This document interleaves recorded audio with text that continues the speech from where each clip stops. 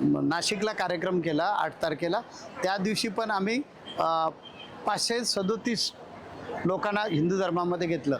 आतापर्यंत 1,53,010 लोकांना आम्ही हिंदू धर्मामध्ये घेतलेलं आहे। आणि ख्रिश्चन लोक काय करतात की आमच्या अज्ञानाचा, हिंदू धर्मीय लोकांच्या अज्ञानाचा आणि परिस्थितीचा फायदा घेतात आणि धर्मांतर करतायत।